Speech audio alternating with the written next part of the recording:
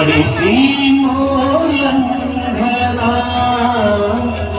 ಮಾಡಿಸಿ ಮೂಲಂಘನ ಮಾಡಿಸಿ ಮೂಲಂಘನ ಮಾಡಿಸಿ ಮೂಲಂಘನ.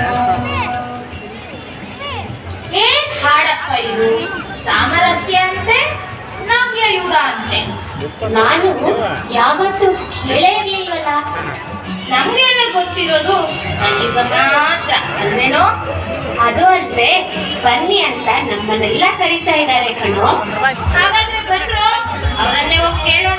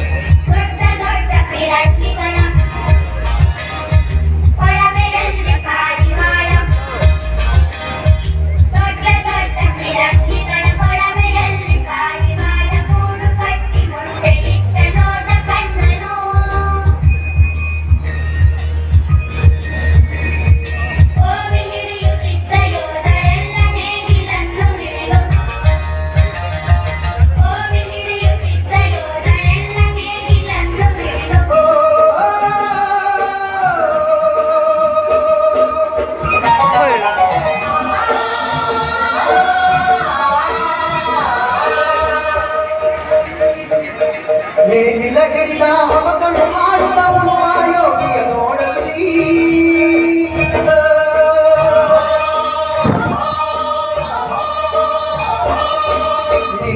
ಗಿಡ ಮಕ್ಕಳು ಮಾಡುತ್ತವನು ಯೋಗಿಯ ನೋಡಲಿ.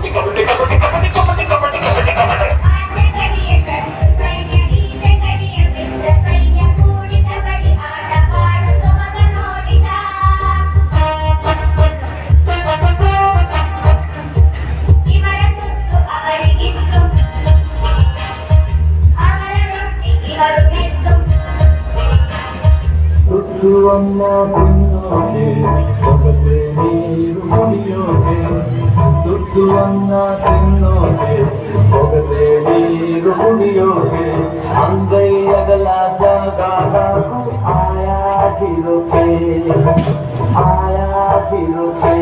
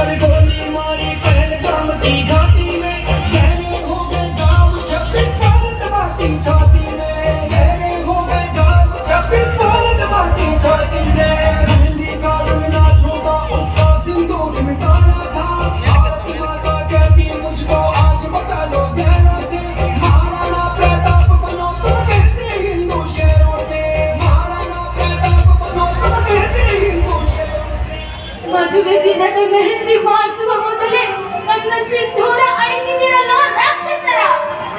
ನನ್ನ ಪತಿಯನ್ನೇ ಸಾಯಿಸಿದ ಮೇಲೆ ನಾನೇಕೆ ಬದುಕಿರಬೇಕು? ನನ್ನನ್ನು ಸಾಯಿಸಿದ ಕ್ರೂರಿಗಳ.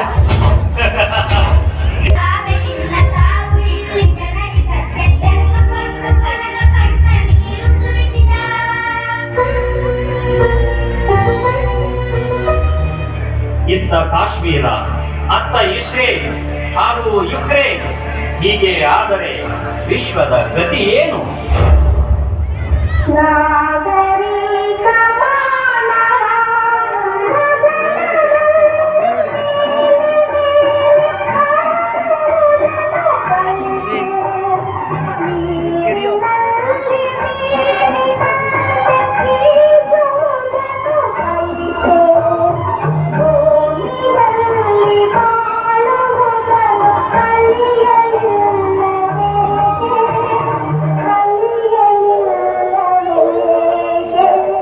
ಅಂತರಿಕ್ಷಕ್ಕೆ ಅಡಿಯಿಟ್ಟ ನರನಿಂದು ಅಂತರವ ತೋರಿ ಸಾಮರಸ್ಯ ಮರೆತು ಬಿಡುವುದು ಸರಿಯೇ?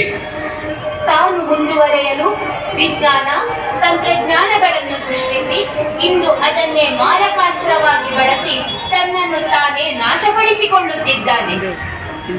ಮಾನವನ ಗುರೆಯ ಇಲ್ಲ ದಾನವನ ಗುರೆಯ ಮಾನವ ಕುಲಕ್ಕೆ ಮುಳ್ಳಾಗುವೆಯ.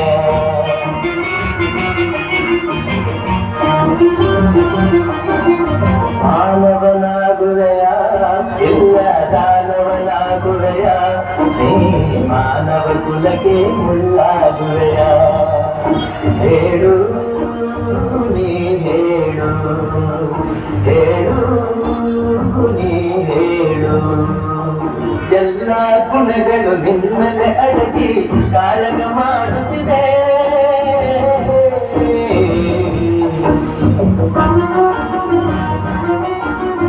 ಎಲ್ಲ ಗುಣಗಳು ನಿನ್ನಲೆ ಅಡಗಿ ಕಾಳಗ ಮಾಡುತ್ತಿದೆ. ಮನ ತುಂಬಿರುವ ಶಾಂತಿಯ ಮುಗಿ ಕುಣಿಯಲು ನೋಡುತ್ತಿದೆ. ರೋಷವ ಬಿಡುವೆಯ, ದ್ವೇಷವ ಮರವೆಯ. ರೋಷವ ಬಿಡುವೆಯ, ದ್ವೇಷವ ಮರವೆಯ. ರಕ್ಕಸನ ವಿಷಗಾಳಿಯ ನುಂಗದೆ ಬದುಕಿಯೆಲ್ಲರ ಉಳಿಸುವೆಯ, ಬದುಕಿಯೆಲ್ಲರ ಉಳಿಸುವೆಯ. ದ್ವೇಷ, ಕಲಹ, ಕ್ರಾಂತಿಯಿಂದ ಶಾಂತಿ ದೂರವಾಗಿದೆ. ಮನುಕುಲದ ಉಳಿವಿನ ವಿಶ್ವಾಸವೇ ಹೊರಟು ಹೋಗಿದೆ. ಹೀಗೆ ಆದರೆ ಪ್ರಪಂಚದ ಭವಿಷ್ಯವೇನು? ಇದಕ್ಕೇನು ಪರಿಹಾರನೇ ಇಲ್ವಾ? ಯಾಕಿಲ್ಲ? For every problem there is a solution.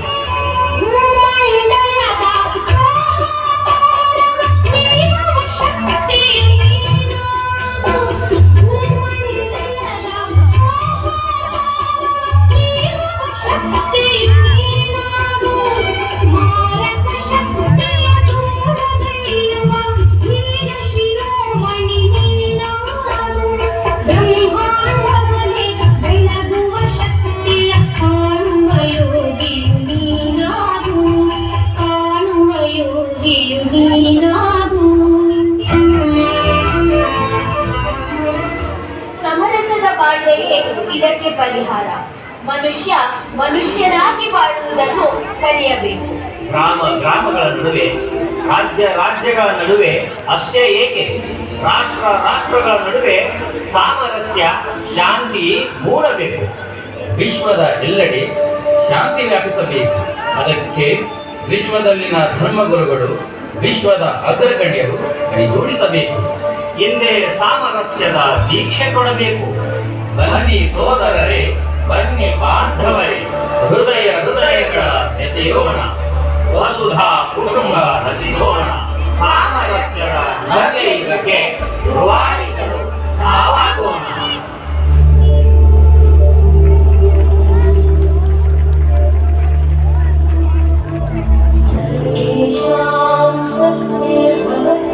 ಎಲ್ಲರೂ ಆರೋಗ್ಯದಿಂದಿರಲಿ.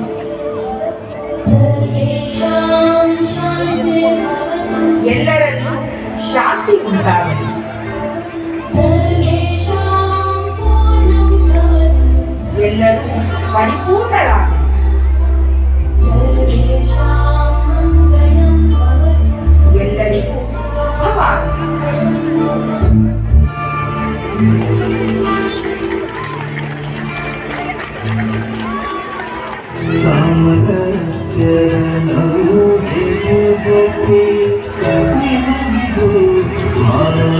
ಆಮಂತ್ರಣ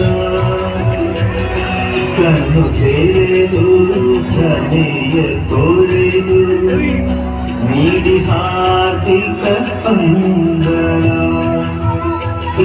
ಸಾಮರಸ್ಯದ ನಮಗೆಯುಗಕ್ಕೆ ನಿಮಗಿದು ಆಮಂತ್ರಣ ಕಣ್ಣು ತೆರೆದು ಭ್ರಮೆಯ ತೊರೆದು ನೀಡಿ ಹಾರ್ದಿಕ ಸ್ಪಂದನ ಮಾಡಿಸಿ ಮೂಲಂಘನ ಮಾಡಿಸಿ ಮೂಲಂಘನ ಮಾಡಿಸಿ